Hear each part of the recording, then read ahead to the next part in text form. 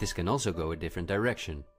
And instead of a great reset, we can cause a great awakening and create a world where no one has to go hungry, and where we can live in a sustainable way, in freedom with each other and with nature. This is not an idealistic daydream. There have always been forces that have sought to break the power of the elite, but until recently, our means of communication were always insufficient to get a mass network in motion. What I am saying is that a world of new possibilities is opening up for all of us, where there is no poverty, no pollution, diseases or wars, and in which governments work for the welfare of the people rather than the other way around. Countless ailments that provide the pharma industry with hundreds of billions of dollars will be cured. No one will have to work their ass off to live a dignified life.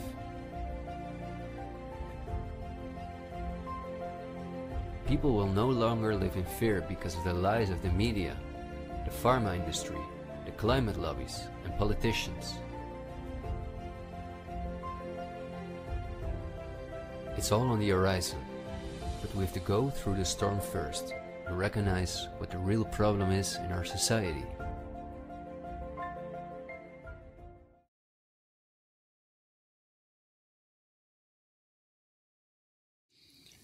It ought to be obvious to all of you now, I think it will be when I say this, that there is no hope for a better world. Are you pretty well settled in on that? Yeah, the world is not getting better, is it? More scary, more threatening, more dangerous, more deadly, more hopeless. Humanity is not headed toward a humanly engineered utopia. Folks, there is no age of Aquarius. There is no coming time of world peace. This is a cursed planet, and it exists under the effects of sin and divine cursing.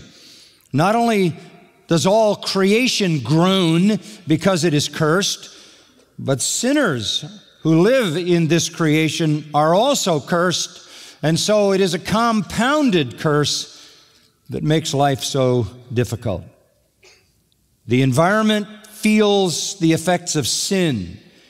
The population feels the effects of sin. And collectively, mankind, with all of his ingenious abilities and all of his mental powers and all of his determination, cannot restrain the deadly influences that are in the very DNA of this creation. The earth and its environment and its inhabitants make survival difficult. We live on a dangerous planet, and it is becoming more dangerous as it nears its final end. The second law of entropy, the law that tells us all things are breaking down, tending toward disorder, is at work at every level. Human history itself has been a long ordeal of survival against the deadly and dominating effects of sin and corruption. And even as society advances scientifically, as it advances educationally, as it advances technologically, it does not advance morally, it does not advance spiritually, and it does not advance socially. Man is simply a more comfortable beast. Advancement materially from the discovery and the application of the powers and rich resources that are in this planet has in some way only made it more dangerous and increased the threats of death and killing force.